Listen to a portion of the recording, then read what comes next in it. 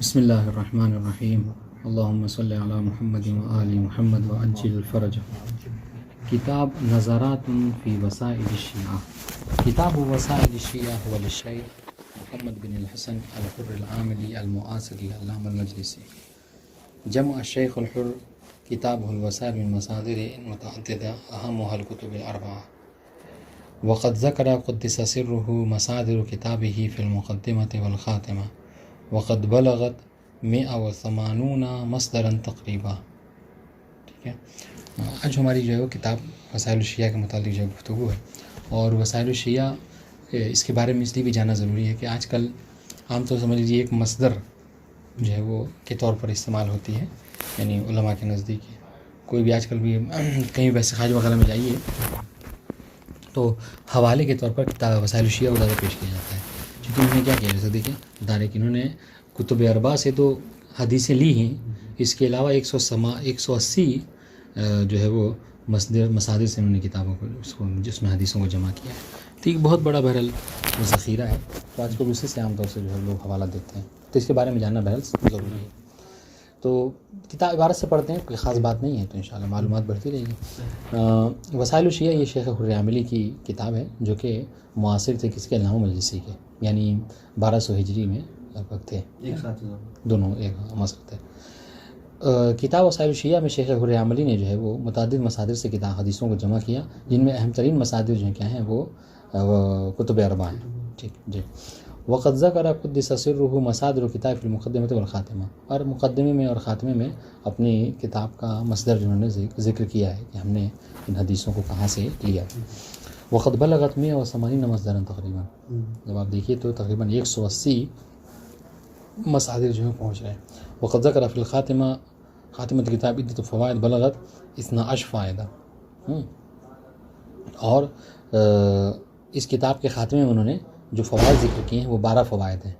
ٹھیک ہے، جس کے بارے میں اساتذہ وغیرہ ہمارے کہا کرتے تھے کہ اس کو پڑھنا بہت ضروری ہے، رجال وجال کے لیے بہت بہت اہم ہے یہ پڑھنا. وقد طبع قدیما طبع حجریہ فی 3 مجلدات وطبع بعد ذلك فی ایران فی 20 جزء. ٹھیک ہے، ہاں پہلے جو طبع حجری تھی، طبع حجری پتہ نہیں آپ نے دیکھی نہیں دیکھی، تو ہم لوگ کے وہاں کلکتے میں دیکھا تھا ہم نے. یہاں بھی مطلب آپ جائیے اس میں مکتب روضہ حیدریہ میں، تو اس پہ لگا ہوا ہے. تو مطلب جیسے وہ حروف جو لکھے جاتے ہیں تو کہیں پہ لکھا رہے کہیں پہ غائب ہوگا، کہیں لکھا ہو کہیں غائب ہوگا، اس طرح سے ہوتا ہے. تھوڑے بہت گھما کے وہ لکھے ہوتے ہیں. تو طبع حجری جب اس کی چھپی تھی تو 3 جلدوں میں تھی، اور ایران میں جب اس کو چھاپا گیا تو 20 جلدوں میں ہوئی ہے. ومن ثم طبع مؤخرا من قبل مؤسسة اہل البیت طبع تشتمل على تحقیق اکثر فی 30 جزءا. پھر اس کے بعد جو ہے وہ تحقیق وغیرہ کے ساتھ مؤسسہ اہل البیت میں جب چھپی تو اس کو 30 جلدوں میں ہو گئی. ٹھیک. وقد بوب الحر كل كتاب الى ابواب متعدده وكتاب الطهارة بوبه الى ابواب متعدده وقد وضع كل حديث فی بابه المناسب بحسب ما يفهمه قدس سرہ من الحدیث. اس لیے آسانی ہے کہ انہوں نے کیا کیا، جس حدیث کو سمجھا کہ جس باب سے ہے اس باب میں اس کو ذکر کر دیا. وقد استفرق تعریف الکتاب 20 سنہ. ٹھیک ہے، اور جس طریقے سے کلینی نے کتاب کافی میں 20 سال جو ہے وہ خرچ کی، اس طریقے سے انہوں نے بھی اس کتاب کی تالیف میں 20 سال لگائے. ونلتفت النظر الى ان المعجز اذا صح اطلاقها في مثل زماننا فمن احد افرادها تعلیف الحر للوسائل. کہ اگر ہم لفظ معجزہ کا استعمال کر سکتے ہیں کسی کے لیے، کسی کتاب کے تالیف کے لیے، تو ہم شیخ حر عاملی کی اس کتاب کے لیے متعلق کر سکتے ہیں. ٹھیک ہے. فإن كل حديث يسجل يراجع الكتب الأربعة كلها لمحاولة تعرف على وجوده. اسے کہتے ہیں کہ آج نیٹ کا زمانہ ہے، آپ جو ہے کوئی حدیث لکھ دیجیے، سرچ مار دیجیے ایک بار تو وہ نیٹ سے آپ کو نکل جائے کہ یہ حدیث کس کس چیز میں ہے، کس کس باب میں ہے. لیکن یہ نیٹ ویٹ سے پہلے کے زمانے میں انہوں نے کیا کیا، ہر حدیث کے متعلق، ٹھیک ہے، جس حدیث کو لکھنا چاہ رہے تھے اس کو ایک دم سے کتب اربعہ کو مطالعہ کیا. کہ کتب اربعہ میں کہیں اور یہ حدیث تو نہیں نہ ہے، کہیں اور اس طرح سے نہیں نہ پائی جاتی ہے. سوچیے، یعنی یہ نیٹ سے پہلے کے زمانے میں اس میں ایک انٹرنیٹ والا کام کر گئی. فإن كل حديث يسجل يراجع الكتب الأربعة. ہر حدیث کو تسجیل کرنے سے پہلے، لکھنے سے پہلے کتب اربعہ کو مکمل طور پر مراجعہ کرتے تھے، لمحاولة التعرف على وجوده، تاکہ یہ پہچان سکے کہ یہ موجود ہے کہ نہیں. فإذا كان موجودا نبه على ذلك بقوله وروى مثله الصدوق أو الشيخ الكليني. والصدوق. ٹھیک ہے. اچھا جب ہوا کرتی تھی تو اسی حدیث کے متعلق لیا کرتے تھے کہ اسی حدیث کو شیخ صدوق نے بھی، شیخ کلینی نے بھی، ٹھیک ہے، شیخ طوسی نے بھی نقل کیا ہے مسئلہ. یہ بہت بڑی بات ہے. تو یہ اس وقت یہ تو یا تو اس طریقے سے ہو سکتا ہے کہ کتب اربع ان کو حفظ تھی، سمجھ رہے ہیں، تو جو ہے وہ بہت آسانی سے، ورنہ یہ تو شاید مجھے بعید لگتا ہے کہ ہر حدیث کے لیے جیسے انہوں نے کہا کہ سب کو چاروں کو کھنگالتے ہوں گے. ایسا نہیں کرتے ہوں گے. مجھے لگتا ہے کہ کتب اربع ان کو حفظ ہوگی. جی یا ہاں یا احسن تم، یا اتنا زیادہ کثرت سے انہوں نے پڑھا ہوگا، سمجھ رہے ہیں، اور حدیثوں میں مطلب کے حوالے سے زندگی گزار رہے ہوں کہ جو حدیث ہو فوراً پتہ چلتا کہ ہاں وہاں جو حدیث موجود ہے. بل لم يقتصر على مراجعة الكتب الاربع عند تفسير لكل حديث وانما يراجع جميع المسائل التي تبلغ 180 مسئلہ على ما تقدم.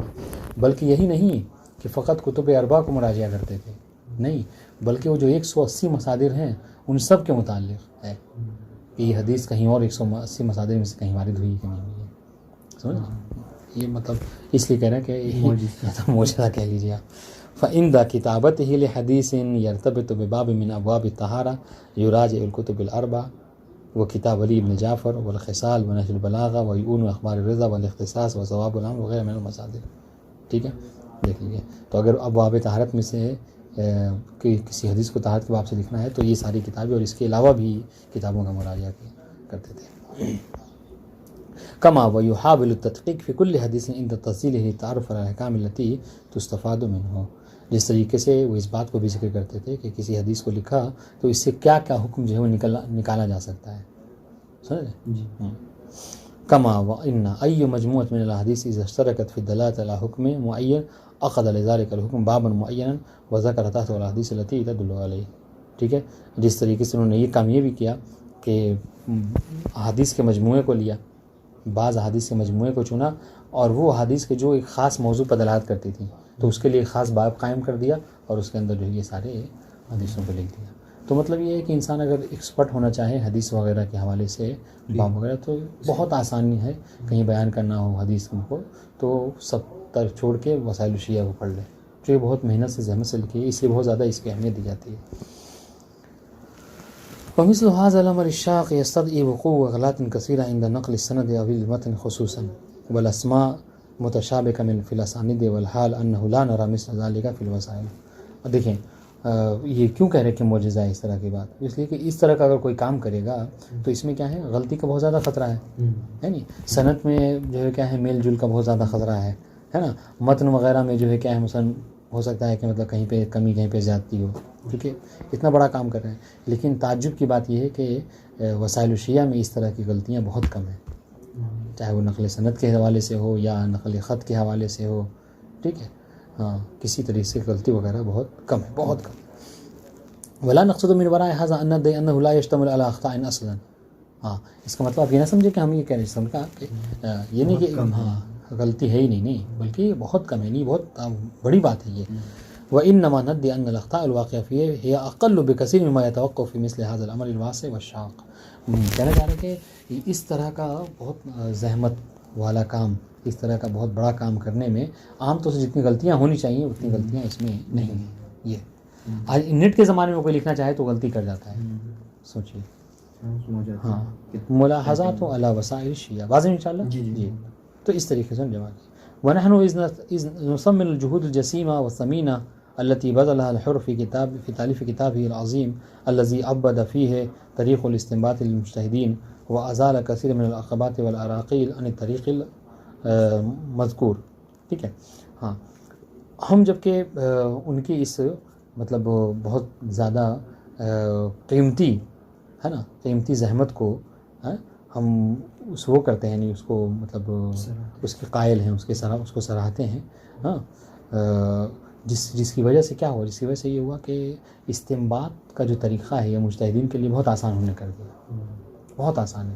یعنی آپ جو ہے وہ بہت آسان، تو یہ نہیں کہ یعنی کہنے کا مقصد یہ ہے کہ جیسے پہلے ہوتا ہے مراجعہ کے لیے آسان. ہاں جیسے ابھی کوئی ہاں جو مراجعہ کرنا چاہتا ہے حدیث وغیرہ کو کسی باب میں وہ اس کو مراجعہ کر سکتا ہے، بجائے اس کے کہ 100 دیکھیں 180 جلدوں خریدے. یہ تحقیق ہوئی جو 30 جلدوں کتاب لے لے اور آرام سے اس میں حدیثوں کو ڈھونڈ لے، کافی ہے. 30 جلدوں میں.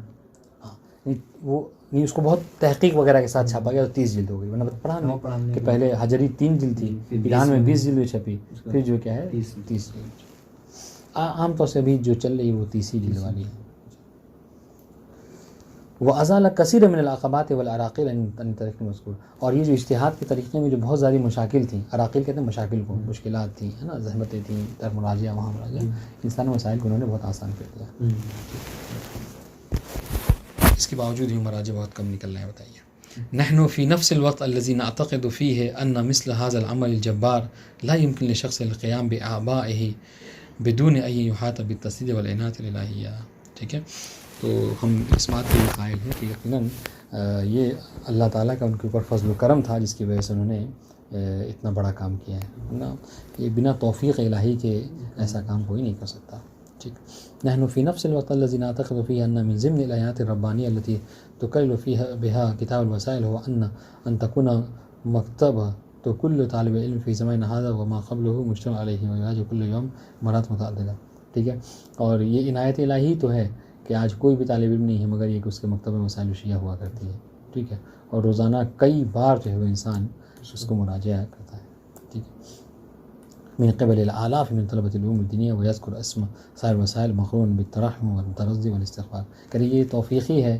ٹھیک ہے، یہ ان کی زحمت کی قبولیت ہی ہے کہ انسان جو ہے کیا ہے روزانہ ان کی کتابوں کو مراجعہ کرتا ہے، نقل و انتقال کرتا ہے، حوالے لکھتا ہے، اور اس پر حوالے لکھنے کے بعد کیا ہے کوئی کہتا ہے غفر اللہ عنہ، کوئی کہتا ہے یرحمہ اللہ. تو بہرحال یہ عنایت ہے ان کے اوپر اللہ تعالیٰ کی. نحن بالرغم من كل هذا لا نعدم ببعض الملاحظات الجانبية التي لا يخلو منها أي كتاب عادة نسجلها كما يلي. اس کے باوجود بہرحال ہم کچھ باتیں ہیں جو وسائل الشیعہ کے متعلق یہاں پر ذکر کر رہے ہیں. اولا قام قدس بتقطيع الحديث بمعنى أن الحديث الواحد إذا اشتمل على فقرات متعددة فلا يذكر جميع الفقرات في باب واحد بل يذكر كل فقرة في بابها المناسب، بل قد لا يشير أحيانا إلى أن هذه الفقرة ليست حديثا كاملا وإنما هي فقط من فقرات حديث واحد. ایک جو انہوں نے کیا کام وہ یہ کہ انہوں نے کیا کیا، دیکھیں ایک حدیث ہے مثلا، ٹھیک ہے، مثلا بڑی سی حدیث، سائل آیا، سائل نے سوال کیا، کبھی مطلب روزے کے متعلق پوچھ رہا ہے، کبھی نماز کے متعلق پوچھ رہا ہے، کبھی حج کے متعلق. تو انہوں نے کیا کیا، اب جو روزے کے متعلق ہے اس کو روزے کے باب میں، حج کے متعلق حج کے باب میں، انہوں نے ایسا کیا ہے نا. تو ایک ہی حدیث کے کئی فقرات کاٹ کر انہوں نے جو جس سے مناسب تھا اس سے لکھ دیا. ٹھیک. وهذا قد يكون له اثر سلبي احيانا لان الفقرات لو اجتمعت وضم بعضها الى بعض فلربما استفيد منها غير ما استفاد لو كانت متفرقه. ہاں، تو کہہ رہے کہ جہاں اس کے فائدے بھی ہوئے ہے نا، کہ آپ کو ہر باب سے معصومین کی حدیثیں مل گئیں ایک ہی جگہ پہ موجود. تو اس کا ایک جو سلبی پوائنٹ ہوا، یعنی اس کا ایک نقصان وہ ہوا وہ یہ کہ اگر یہ ساری حدیثیں چونکہ بہت سے مصادر ان کے زمانے میں جو تھے ہم لوگ کے زمانے میں نہیں ہیں، 180 مصادر سوچیے، تو اس سے ایک نقصان یہ ہوا کہ اگر وہ ساری حدیثیں ایک جگہ جمع ہوتی اور ہم تک پہنچتی تو اس سے کیا ہے جو آج کے مراجع ہوتے اپنی فہم وغیرہ کو استعمال کر کے وہ کیا کرتے، ہو سکتا ہے کہ جو چیز وہ سمجھ رہے ہیں وہ ہم نہ سمجھتے، یا ہو سکتا ہے ہم کچھ اور زیادہ سمجھتے. یہ ہوتا ہے نا کہ سیاق و سباق وغیرہ کو بھی دیکھا جاتا ہے کہ کس جو ہے وہ مثلا ہندی میں کہتے ہیں سندرب، کس سندرب میں جو ہے وہ مثلا یہ بات کی گئی ہے نا، کس حوالے سے یہ بات کی گئی ہے. تو یہ چیزیں نہیں مل پائی ہمیں، ہے نا، چونکہ کتب اربعہ تو مشہور ہے لیکن اس کے علاوہ جو 180 مصادر ہے نا، اور وہ ہمارے پاس مطلب ان میں سے اکثر ہے نہیں، جس کی وجہ سے یہ ہوا کہ ہم محتاج ہو گئے، بس وسائل الشیعہ مراجعہ اور نہیں مراجعہ کر سکتے. ٹھیک ہے، تو یہ ایک بہرحال یہ ایک سلبی پوائنٹ ہوا اس کا. اس طریقے سے دوسرا مورد ان المراجع قد يعثر عليه احيانا استخراج سند الروايات، مثلا حينما ينقل عده احاديث يقول في الحديث هكذا محمد بن الحسن باسناده عن الحسين بن سعيد عن محمد بن ابي عمير، وحينما ينقل الاسناد الثاني يقول هكذا وعنه عن صفوان المنصور. وقد والمراجع قد يخفى عليه المراد من الضمير في كلمة عنه يتخيل راجع إلى الشيخ الطوسي والحال أنه راجع إلى الحسين بن سعيد وإن المراد هكذا. ٹھیک، کیا کہہ رہے ہیں کہ انہوں نے جو مطلب جو لکھنے کا طریقہ جو ان کا ہے اس طریقے پہ بھی ہمیں اعتراض ہے. وہ اس طریقے سے انہوں نے جو حدیثیں نقل کی ہیں نا اس میں کبھی کبھی کیا کیا ہے وہ سند وغیرہ کو ٹھیک سے نقل نہیں کیا ہے. سمجھ رہے ہیں، یعنی کیا مطلب جیسے حدیث سند ایک لکھ دی، اس کے بعد میں جب سند لکھنے آئے تو کہا وہ ان ہو، ماشاء اللہ، اب یہ ضمیر پلٹا دی. اب یہ ضمیر اگر دیکھا جائے تو سب سے پہلے جو نام نقل کیا اس کی طرف پلٹے گی، حالانکہ اس کی طرف نہیں پلٹ رہی، آپ مراجعہ کیجیے تو وہ کسی حسین بن سعید کی طرف پلٹ رہی مثلا. تو اس سے بھی جو رجوع کرنے والے ہیں اس کتاب کو پڑھنے والے ہیں ان کے سمجھنے میں مشکل ہو جا رہی ہے، وہ نہیں سمجھ پا رہے ہیں، مطلب کسی کی جگہ کسی اور کی جگہ حدیث کو ضمیر کو جو پلٹا دے رہے ہیں. ٹھیک ہے. والمراج قد یخفى علیہ المراد من الضمیر فی کلمۃ عنہ، جب یہ سلسلہ سند کو ذکر کر کے کہتے ہیں وہ عنہ دوسری حدیث میں، تو یہ عنہ سے کس کی طرف ضمیر پلٹا رہے ہیں؟ نہیں واضح ہو پا رہا ہے. وہ یتخیل انہ راجع الی شیخ طوسی، تو جو رجوع کرنے والا وہ سمجھتا ہے کہ یہ شیخ طوسی کی طرف ضمیر پلٹ رہی ہے، چونکہ شیخ طوسی سب سے پہلے ہیں، محمد بن حسن الطوسی ان کا نام ہے. ٹھیک ہے. والحال انہ راجع الی الحسین بن سعید، جبکہ وہ ضمیر کس طرف پلٹ رہی ہے؟ حسین بن سعید کی طرف پلٹ رہی ہے. واضح ان شاء اللہ. تو اب جو سمجھا ہے شیخ طوسی تو وہ شیخ طوسی کے ذریعے سے نقل کرے گا. تو یہ تھوڑی سی بہرحال یہ ایک فالٹ رہا. ہاں وشیع فی الوسائل کثیر، اور اس طرح کی باتیں وسائل شیعہ میں بہت زیادہ ہیں. واضح ان شاء اللہ. ولربما يخفى المقصود بدون مراجعة مصدر اصلی، بلکہ یہ اتنی زیادہ ہے کہ اگر جب تک آپ اصلی مصدر کو نہ رجوع کیجیے مراجعہ کیجیے تو کیا مراد ہے یہ مخفی رہ جائے گا، کس کا قول ہے. تیسری بات، حينما ينقل حديثا عن الشيخ الطوسي مثلا فذلك الحديث إذا كان قد نقل الشيخ الكليني ما يقرب منه فعند نهاية الحديث يقول ونقل مثله الكليني، والحال أن ما ينقله الكليني قد يختلف قليلا أما ينقله الشيخ الطوسي من دون أن يشير إلى مورد الاختلاف وكيفيته. ٹھیک. ہاں تیسری بات کیا ہے؟ تیسری بات انہوں نے کہا کہ جب کسی حدیث کو نقل کرتے ہیں ہے نا، مثلا شیخ طوسی سے، تو وہ پوری حدیث نقل کر دی اور آخر میں کیا کہتے ہیں کہ وہ مثل هذا ينقله الشيخ الكليني، اسی طرح کی حدیث شیخ کلینی بھی نقل کرتے ہیں. واضح ان شاء اللہ. جبکہ اب آپ جا کے مراجعہ کیجیے گا تو شیخ کلینی کیا ہے تھوڑا سا اختلاف کے ساتھ جو ہے کیا ہے نقل کرتے ہیں کمیت و کیفیت کے حوالے سے. تو اس سے کیا ہوگا، جو مراجعہ نہیں کرے گا اس مصدر کو وہ یہ سمجھے گا کہ یہ حدیث دونوں جگہ پہ ایسی بات ہوئی ہے. تو یہ بھی ایک بہرحال وہ ہے اشکال ہے. چوتھا اشکال جو ہے یہ ہے وہ یہ کہ عدم ضبط الاحادیث حين نقلها من حيث السند او المتن، فالشخص اذا رجع الى المصدر الاصلي قد يجد اختلافا بين ما ينقله الحر وبين ما في المصدر الاصلي.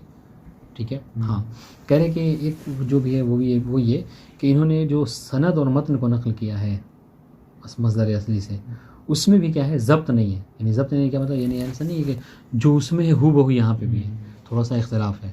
واضح ان شاء اللہ. ہاں یعنی کیا ہوتا ہے مصدر اصلی میں دیکھیے تو کچھ ہے اور انہوں نے نقل جو کیا ہے وہ کچھ ہے. وهذا مما قد يقضي بضرورة مراجعة الفقيه المصدر الأصلي وعدم اكتفاء بمراجعة الوسائل. تو اس کا کیا ہے، اس کے لیے حل کے لیے ہم کیا کہیں گے، اس لیے ہم کہیں گے کہ ہاں صرف جو ہے وہ آپ وسائل الشیعہ پر ہی اکتفا نہ کیجیے، بلکہ مصدر اصلی اگر کسی حدیث سے استنباط وغیرہ کرنا چاہ رہے ہیں بیان کرنا ہو تو یہ تو مشکل نہیں ہے خاص، لیکن اگر آپ اس سے استنباط حکم شرعی کرنا چاہ رہے ہیں تو بہرحال آپ کو مصدر اصلی کا مراجعہ ہر حال میں کرنا چاہیے. پانچویں بات کہ انه اذا نقل عن مصدر معین فلا يشير الى اختلاف ذلك المصدر ان كان هناك اختلاف ومن هنا تكون مراجعة المصدر الاصلی ضرورت الفقيه في مقام الاستنباط. ہاں پانچویں چیز یہ کہ جب وہ کسی مصدر سے ہے نا حدیث کو نقل کرتے ہیں تو اس مصدر میں جو اختلاف موجود ہے اس کو نقل نہیں کرتے، بلکہ جو حدیث چاہتے ہیں یہ اپنی مرضی سے اس کو نقل کر دیتے ہیں. ٹھیک ہے. تو اس سے کیا ہوتا ہے جبکہ خود صاحب مصدر نے اس حدیث کو اختلاف کے ساتھ جو کیا ہے نقل کیا ہے. واضح ان شاء اللہ. اس لیے بھی ضروری ہے کہ جو حدیث وسائل الشیعہ کو معیار بنا رہا ہے اس کو چاہیے کہ وہ مصدر اصلی کی طرف رجوع کرے، چونکہ وہاں پر اختلاف موجود ہے. 6 نمبر عدم تشخیصه للمصدر من حيث رقم الصفحہ اور رقم الباب اور رقم الحدیث. یہ بھی ذرا سا اس میں مشکل ہے. ٹھیک ہے کہ صفحہ نمبر، باب نمبر اور حدیث نمبر اس میں بھی تھوڑا سا مطلب آپ کو دیکھیں گے تو تبدیلی ملے گی. فالمراجع قد يصرف وقتا طويلا لتشخيص المصدر النقل من هذه الجهة، بل إذا كان ينقل عن الشيخ الطوسي فلا يشير إلى مصدر النقل وإنه تهذيب بالاستفسار. بلکہ کیا ہے، بلکہ جب وہ نقل کرتے تو یہ بس یہ کہتے ہیں کہ محمد طوسی نے نقل کیا ہے. اب یہ محمد طوسی 2 کتابیں ہیں، تہذیب میں ہے، استفسار میں اس کو بھی ذکر نہیں کرتے ہیں. تو اس طرح سے جو مجھے لگتا ہے جو میں نے بات کہی ہے کہ شاید ان کو کتابیں یاد تھیں. ٹھیک ہے، بہت سے لکھ دیا. يحذف احيانا الحر بعض الاحاديث المرتبطه بالباب ويشير اليها بقوله. کبھی کبھی ایسا ہوتا ہے کہ وہ اس بعض حدیثوں کو کیا کرتے ہیں جو اس باب سے مرتبط ہوتی ہیں اس کو حذف کر دیتے ہیں. ٹھیک ہے. اور اس پر اشارہ اس طریقے سے کرتے ہیں اپنے وتقدمت بعض الاحادیث المرتبطہ بالباب اور تأتی من دون بیان تلک الاحادیث المتقدمہ الاتیہ. کہتے ہیں کہ اس طرح کی حدیثیں اور بعد میں آئیں گی یا گزر چکی ہیں، جبکہ اس طرح کی حدیثیں نہ گزری ہوتی ہیں اور نہ آئیں گی. ہو سکتا ہے کہ مثلا کیا ہے بھول جاتے ہیں. ولذلك قام بعض الاعلام بمهمة تشخيص تلك الاحاديث وكتب كتابا باسم الاشارات والدلائل لما تقدم وياتي في الوسائل. یہ وجہ ہے کہ بعض لوگوں نے باقاعدہ اس پہ کتاب لکھ دی کہ شیخ جب یہ کہتے ہیں کہ ما تقدمہ تو یہ کون سی حدیثیں تھیں کہ جو گزر چکی ہیں، وہ ما یاتی یہ کون سی حدیثیں کہ جو آنی چاہیے تھیں اور وہ لکھنا بھول گئے. تو یہ مطلب وہ ہے کہ اس باب سے متعلق جو حدیثیں تھیں اس جگہ پہ تاکہ مراجعہ کر لے اس کو لکھ دیا. لم يقم الحر بذکر الآیات القرآنیہ المناسبہ لکل باب ان كانت ويقتصر على ذکر روایات. ایک بات اور وہ بھی جو ان کو محل اشکال لگی وہ یہ کہ شیخ حر عاملی نے فقط روایتوں کو ذکر کیا ہے، ہاں اس موضوع سے متعلق جو آیتیں تھیں اس کو چھوڑ دیا، نہیں لکھا. ٹھیک ہے. ولتفاد هذه الملاحظات قد قام سید بروجردی بتالیف لجنة من تلاميذه وطلب منها تالیف کتاب حدیثی باسم جامع حدیث شیعہ لا يحتوي على الملاحظات السابقة والمع اشتمال على مزايا أخرى كذكر لحديث أخرى لم يذكرها صاحب الوسائل وهي الحديث التي استدرك عليها الشيخ النوری في كتابه مستدرك الوسائل. یہی سب وجہ تھی، ٹھیک ہے، جس کی وجہ سے سید بروجردی نے باقاعدہ اپنے طلباء کا ایک وہ بنایا، ایک لجنہ بنائی، کمیٹی بنائی اور کہا کہ تم جو ہے وہ ایک کتاب لکھو، مطلب وہ جامع حدیث شیعہ کے نام سے. اس میں ساری حدیثوں کو جو ہے وہ شیعہ کی جمع کرو، جس میں یہ سب جو غلطیاں ہیں، یہ سب جو مطلب ہاں وسائل شیعہ وہ ہونا نہیں ہونی چاہیے. اور اس کے علاوہ بعض وہ حدیثیں کہ جنہوں نے ترک کر دی نہیں لکھی ہیں ان حدیثوں کا بھی ہونا ضروری ہے. یا پھر مستدرک وسائل میں شیخ نوری نے جو جس پہ کہا ہے، جس کو انہوں نے کہا وہ ضعیف ہے، انہوں نے جس پہ استدراک کیا ہے ان سب کو بھی ضبط کیا ہے. وقام سید البروجردی نفسه بالاشراف على تلك اللجنه وتم تالیف الكتاب في حیاته وطبع الجزء الاول منه. اور سید بروجردی باقاعدہ یعنی اس کے ہیڈ یعنی ان کے زیر نگرانی جو ہے کیا یہ کام ہوا، ان کے طلبہ نے یہ کام کیا اور ان کی زندگی میں ہی ایک جلد اس کی چھپ چکی تھی. وبعد وفاته استمرت وبقية الاعزاء جزاهم الله جميعا خیر ما یجزیہ به المحسنین. خدا بندہ انہیں جزائے خیر. مستدرک الوسائل، ٹھیک ہے، یہ شیخ اسی سے مربوط ہے جو شیخ نوری نے. هناك بعض المسائل الحدیثیہ لم ينقل منها الحر كدعائم الاسلام والاشعثیات وغیرہ. وقام الميرزا حسين نوري الطبرسي بالاستدراك عليه وألف كتابا باسم مستدرك الوسائل وذكر الأبواب التي أشار لها الحر دون أي تقييد وذكر تحت كل باب الأحاديث التي لم يذكرها صاحب الوسائل ولا يكرر ذكر الأحاديث التي يشير إليها الحر. ٹھیک ہے. اب دیکھیں شیخ حر عاملی نے جو وسائل شیعہ لکھی، ٹھیک ہے، اس میں کچھ کتابوں کا نام لکھنا جو شیعہ کتابیں تھیں ان سے حدیثوں کو لکھنا انہوں نے چھوڑ دیا. ہو سکتا ہے ان کے پاس رہی نہ ہو یا کچھ اپنا نظریہ تھا پہلے. تو شیخ محدث نوری نے کیا کیا، مستدرک وسائل کے نام سے کتاب لکھی اور اس میں انہوں نے ابواب وغیرہ کوئی چینجنگ نہیں کی، جیسا ہو رہا ہے ویسے ہی رکھا، بس اس باب سے متعلق جو حدیثیں انہوں نے چھوڑ دی تھیں اس کی اضافت کی، اس کو لکھا کہ یہ حدیث ہونی چاہیے تھی جو ترک کر دی. والنوری وإن كان يشكر على عمله الجليل هذا إلا أن غالب المسائل اعتمادها ليست معتمدة لدى الأصحاب. ٹھیک ہے. تو شیخ کہہ رہے ہیں کہ شیخ نوری کی اس کتاب کو بہرحال وہ بھی شکریہ کے لائق ہیں، ٹھیک ہے، بڑا کام کیا انہوں نے، مگر اس کام میں انہوں نے کیا کیا بتایا کہ انہوں نے ایسی مصادر سے حدیثوں کو لے کے اس میں ڈال دیا ہے کہ جو مصادر معتمد نہیں ہے. سمجھ رہے ہیں؟ تو یہ کہا جا سکتا ہے کہ وسائل صاحب وسائل نے اس لیے چھوڑ دیا تھا چونکہ وہ ٹھیک ہے وہ مصادر تو ہیں لیکن وہ مصادر معتمدہ نہیں تھے. ان کی شاید بنا رہی ہو کہ ہم مصادر معتمدہ سے لکھیں گے، اس لیے انہوں نے اسے ترک کر دیا تھا. ان شاء اللہ. وَلَعَلَّهُ مِنْ هَذِهِ الْجِهَةِ لَمْ يَعْتَمِدْ الْحُرُّ كَمَصَادِرٍ فِي كِتَابِهِ. یہی وجہ ہے چونکہ وہ مصادر معتمدہ نہیں تھی اس لیے شیخ العاملی نے اس کو چھوڑ دیا تھا. فَإِنَّ مِنَ الْبَعِيدِ عَدَمُ الْوُصُولِ عَلَيْهَا أَوْ غَفْلَةٍ عَنْهَا. اس لیے کہ یہ بعید ہے کہ جو شخص 180 مصادر کو مطلب وہ سے لکھ رہا ہے جس سے اس پہ یہ 2-3 مصادر یا اس کے علاوہ مطلب چھپے رہ گئے ہوں یا ان کو اطلاع نہ ہو. اس کی نہیں بالکل اطلاع تھی مگر وہ اس کو ضعیف جانتے تھے اس لیے شاید اسے نقل نہیں کیا. وَإِنَّمَا ذَلِكَ مِنْ جِهَةِ ضَعْفِهَا فِي نَظَرِهِ. یہ کیوں انہوں نے ترک کر دیا ان مصادر کو نہیں لکھا، وہ اس وجہ سے چونکہ ان کی نظر میں یہ مصادر ضعیف تھے. وقد قام النوری بقضیۃ مهمة في کتاب و اشارته لفوائد رجالیہ مهمة لا يستغني عنها الباحث المحقق الحقها بآخر الکتاب. ہاں ایک بات ہے کہ جس کے لیے مصدر کے وسائل کو ضرور پڑھنا چاہیے، وہ یہ کہ محدث نوری نے آخر میں اس میں محدث نوری نے کیا ہے فوائد رجالیہ کو ذکر کیا ہے. ٹھیک ہے، یعنی جہاں جہاں رجال سے متعلق کوئی گفتگو آئی ہے تو آپ تفصیل سے انہوں نے گفتگو کی ہے. اس وجہ سے اگر کوئی محقق ہے چاہتا ہے تو اس سے مستغنی نہیں ہے، یعنی اس کو ضرور اس کو پڑھنا چاہیے. ٹھیک. وَلَعَلَّ اہمیت مستدرک الوسائل تکمن فی الفوائد المذکورہ، اور وسائل الشیعہ کی اہمیت جو ہے کہ اسی فوائد میں مکمون ہے، یعنی چھپی ہوئی ہے. اگر انسان اس کو پڑھ لے، اس کے بعد وسائل پڑھے تو فائدہ ہوگا. وخطب الكتاب طبعة حجریہ قدیمہ فی 3 زخمہ وضم اکثر الجزء الثالث تلک فوائد الجالیہ. یہ کتاب بھی 3 جلدوں میں چھپی تھی، بڑی بہت موٹی تھی، اور جو فوائد رجالیہ جس میں سب سے زیادہ وہ 3 جلد میں ہے. ٹھیک. وطبع جدید طبع محقق فی اجزاء متعددہ. ان شاء اللہ اب ہے کتاب الوافی.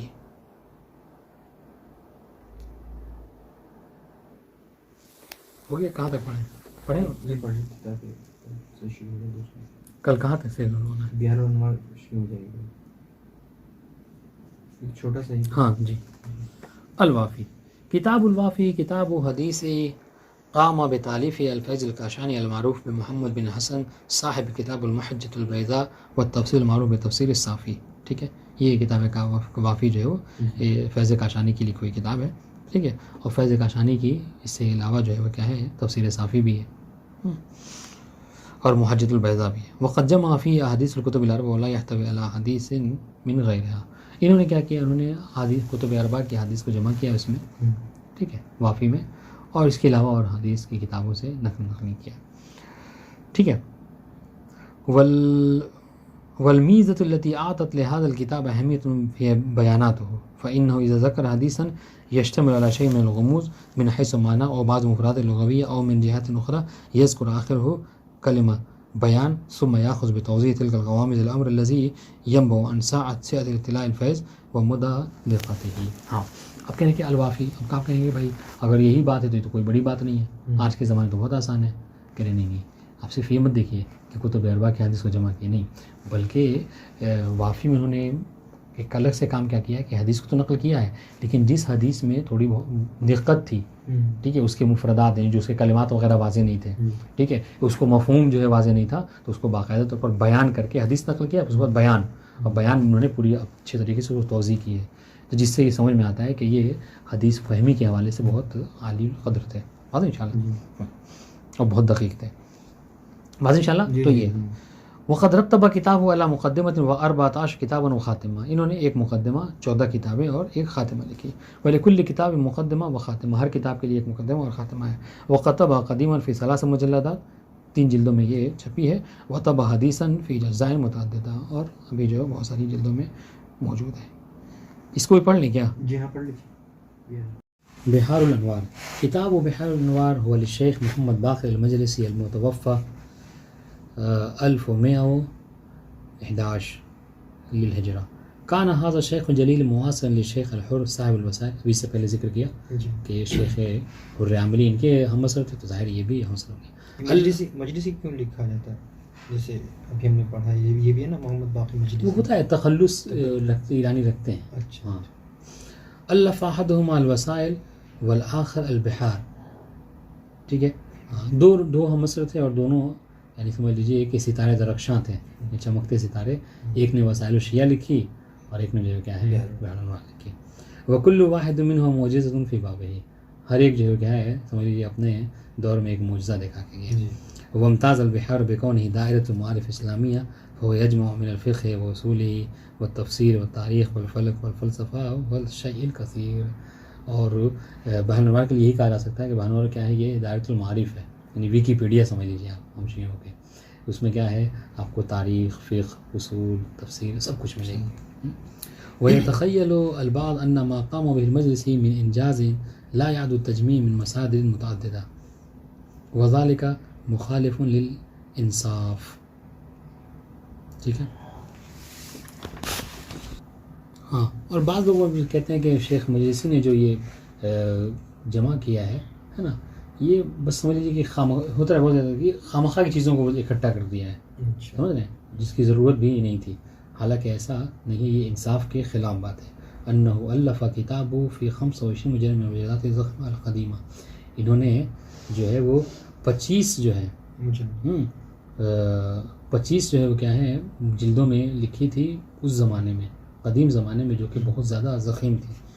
منہا 8 مجلدات مخصصہ لتاریخ اہل بیت، ان 25 میں سے 8 جلدیں تو ہیں فقط اہل بیت کی تاریخ کے متعلق تھی، ومنہا 5 مجلدات فی مختلف الاحکام الشرعیہ، اور 5 جو ہے احکام شرعی کے متعلق، وہ بقیۃ المجلدات فی مختلف العلوم، اور بعض اور بقیہ جو ہے وہ متعدد علوم میں۔ وہو حینما یذکر کل باب یذکر آیات المرتبطہ بذلک الباب، اور جب وہ اس باب کو ذکر کرتے ہیں تو اس سے مرتبط جو آیات ہیں اس کو بھی ذکر کرتے ہیں۔ ویقوم بتفسیرها ثم یاخذ بایضاح القضاء المؤکدہ، پھر اس کے بعد جو ہے آیات کو ذکر کر کے، اس کی تفسیر کو ذکر کر کے، اس کے متعلق جو ہیں جو واقعات وغیرہ ہیں اس کو ذکر کرتے ہیں، ٹھیک ہے۔ اور فی کل هذه ما ينبئ عن تظلم الکامل فی مختلف انسانیات، ٹھیک ہے۔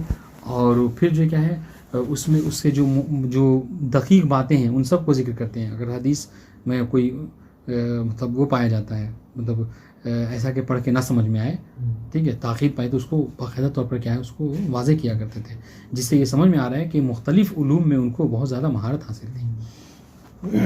وهو يدهش القارئ اذا ما تصفح اجزاء الكتاب فكيف وسعه الوقت لجمع هذا التراث العظیم، جب انسان پڑھتا ہے تو واقعی مطلب تعجب میں رہتا ہے کہ کیسے ان کو آخر اتنی فرصت ملی، کیسے وہ اس کام کو کر پائے کہ اتنی بڑی عظیم میراث کو انہوں نے جو کیا ہے جمع کیا۔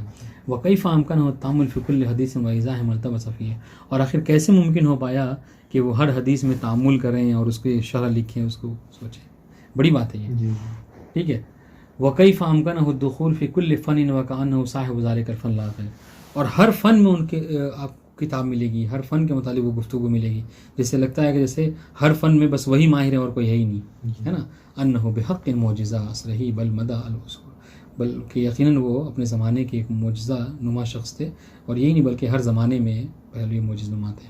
وانما نعتقد ان مثل هذا العمل الجبار لا يمكن لشخص انجازه الا اذا كان مكللا بالعنایت الہیہ، کہ اس طرح اس طرح کا مطلب بہت بڑا کام عمل جبار، اتنا بڑا کام کوئی نہیں کر سکتا مگر یہ کہ اس کے لیے توفیق الہی خاص طور سے شامل حال رہے، ٹھیک ہے۔ وہ مشمول لحدیث مولانا و امامنا امام زمان الحجۃ بن الحسن العسکری روحی و ارواح الامین له الفداء، اور ہمارے امام زمانہ کی دعائیں اس کے شامل حال نہیں، جبھی کوئی شخص اتنا بڑا کام کر سکتا ہے۔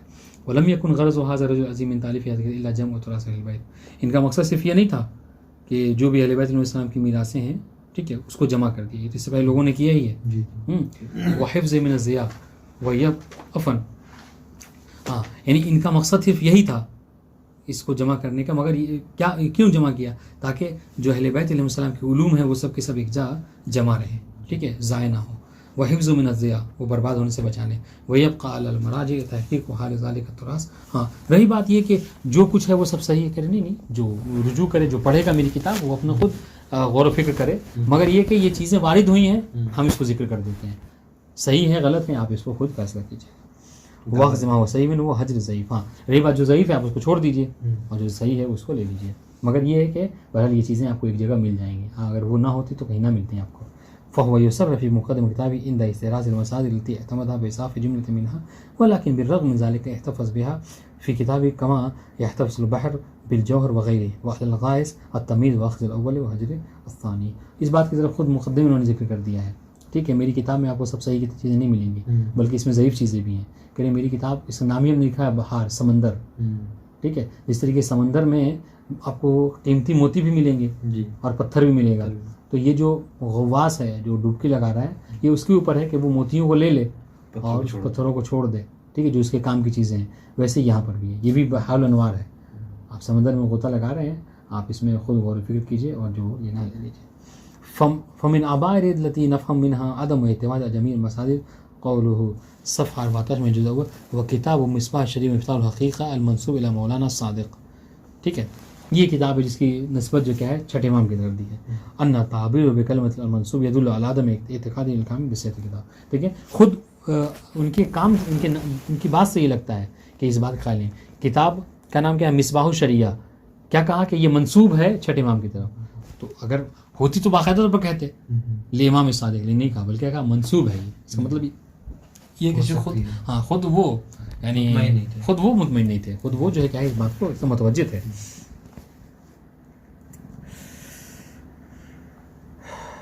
وقول صفحہ 16 والکتاب العتیق الذی وجدناه فی الغری صلوات اللہ علی مشرفہ تعلیف بعض قدماء المحدثین فی الدعوات وسمیناہ بالکتاب الغربی. اس طریقے سے کتاب عتیق, ٹھیک ہے, کتاب عتیق جس کو انہوں نے کیا ہے غری میں پایا. غری کہاں؟ نجف میں, ٹھیک ہے جی. صلوات اللہ علی مشرفہ, اس غری کو شرف بخشنے والے پر صلوات, یعنی کون؟ نہیں, امیر المومنین. اچھا, غری نجف کو شرف کس نے بخشا ہے؟ ہاں, تعلیف و بعض قدماء المحدثین فی الدعوات, جنہوں نے بعض جو ہے وہ کیا ہے دعاؤں وغیرہ کے متعلق جو کیا ہے بعض انہوں نے محدثین نے اس کو ذکر کیا ہے, ٹھیک ہے. وسمیناہ بالکتاب الغربی. وقول صفحہ وکتاب التمحیص لبعض قدمائنا الی غیر ذلک من المواضع, بعض مواضع اس طرح سے اشارہ انہوں نے کیا ہے. وعلی ھذا لا یسع ان نحکم علی ما هو المذکور فی البحار بالصحہ, بس جو کچھ بہار میں ہے وہ سب کے سب صحیح ہے ہم نہیں کہتے, کیونکہ خود مجلسی نہیں کہتے ہیں اس بات کو. بہن الجاب کلی کم ولا يمكن الحكم بعدم صحت سلب نحو سلب کلی, جس طریقے سے یہ بھی نہیں کہہ سکتے کہ جو کچھ بہار میں وہ سب کے سب غلط ہے. واضح انشاءاللہ. اجل بما ان المسائل المعتبرة التي اعتمد عليها المجلس كالكتب الاربعه وغيرها من الموجوده بايدينا فيكفينا مراجعتها بالاحاطه الى مراجعه البحار. ہاں, رہی بات یہ کہ جہاں تک کتب اربعہ کا سوال ہے تو وہ تمہارے پاس موجود ہے, تو اس کو مراجعہ کرنے کی آپ کو بحار کی ضرورت نہیں ہے, آپ اسی میں مراجعہ کر لیجئے. الا من جهت الايضاحات والبيان للاقامه بها, مگر ہاں ان حدیثوں کی جو شرح وغیرہ ہے, جو بیان ہے, جو توضیح ہے, اس کو اگر کسی کو دیکھنا ہے تو وہ علامہ مجلسی کی بحار کو ضرور دیکھ سکتا ہے, ٹھیک ہے. ہاں, وتبقى بقيه المصادر التي ليست بايدينا حيث انها ضعيفه فلا نكون بحاجه الى مراجعه البحار من ناحيتها. رہی بات ہے کہ وہ جو ضعیف مصادر ہیں وہ جو ہمارے پاس موجود نہیں ہے تو اس سے آپ حدیثوں کو نقل نہ کریں تو بہتر.